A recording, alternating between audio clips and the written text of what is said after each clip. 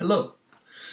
Hello, student of WRIT 101, and welcome to the last 5 weeks of spring semester 2020.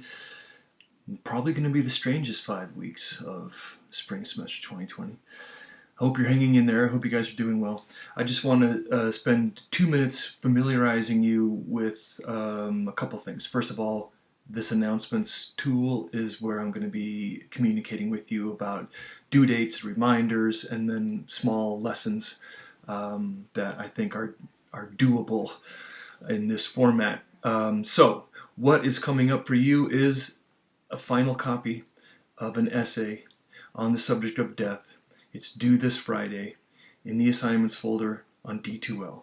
At the same time that you are uploading that file to me on D2L, would you tell me the number of daily writings you have? We stopped on March 13th. The number that we stopped on was 44. That's the magic number. If you don't have it right now, keep writing in your daily writing notebooks until you get that number, and then tell me. You have until April 24th. That's the last day of classes. So anyway, I hope you guys are doing well. I'm okay. I'm broadcasting from my study in my house, which is like 10 blocks from where we used to meet up in Wilson Hall. Snowy day in Bozeman. It's pretty. It's quiet. Eerily so. There was a rafter of turkeys walking down the alley yesterday evening. 12 turkeys just walking. They were strolling. I tried to gobble at them. They didn't seem to get it. But I wanted to tell you that yes, daily writings due 44.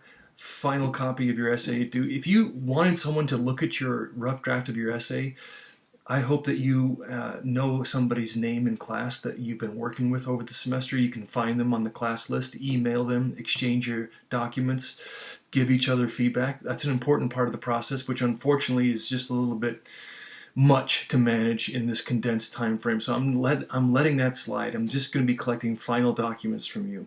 In this last document, this final document, I hope that your verbs are strong. I hope that your language is energetic and muscular, and that you choose verbs that have a lot of action in them and that are not passive. And so that brings me up to this notion of the active versus the passive voice, which is something you said you wanted to learn about. Active voice versus passive voice. It just means how much muscularity is there in your sentence and where is the subject of your sentence. The best sentences in English have a subject that's paired up with a verb. The good sentences have an actor, hi, paired up with an action, ride a horse, right? Actor, action.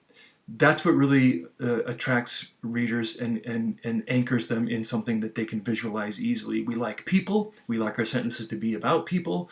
And I think in your essays, many times you will be writing about yourself or others. So you are in a good position here to practice the active voice. Think about your sentences as subjects, that is actors, paired up with actions, given good, powerful actions to do. Passive sentences don't have that power. They don't have that impact. Let me give you an example. Passive voice. I was hit by me. Active voice. I hit me. I was hit by me. I hit me. So the first one is the passive voice. The action, the person doing the action gets pushed off to the very end of the sentence. The kite was flown by the girl. Passive sentence. The kite was flown by the girl. Notice at the very end of the sentence, the subject, the girl who's actually doing something, appears. That's how you know it's a passive sentence. When the subject gets pushed off, and usually there's the preposition by in front of it. The kite was flown by the girl. The picture was painted by Picasso. The article was written by the journalist. Those are typically passive sentences because the actor is not up in front doing it. The journalist wrote the article. The girl flew the kite. Nobody won the war versus the war was won by nobody. The passive voice is not wrong. The passive voice is just different. It doesn't give emphasis to the subject. And what I would like you to do in this essay is to try to give emphasis to your subject. Sometimes we don't know who did something. Oh, these glasses were left here by someone. We don't know who did it. So the passive voice is right. a bomb was detonated in a neighborhood of Beirut. We don't know who did it. So we use the passive voice because we can't attribute agency to any particular actor or for the action. But when you can, and in your essays you can attribute agency, try to find a good actor, give that actor an active voice sentence. So take a look at the documents that are on the announcement, and in this very announcement where you clicked on to get this video, there's another document that shows you the difference between active and passive voice. I also have a folder in content of D2L that has 2 documents in it about active versus passive voice. One of those documents actually has an exercise that you can do, very simple, only 5 sentences. You play around with the active versus the passive voice, and there are answers or suggested answers to those sentences, so you can practice your hand at it.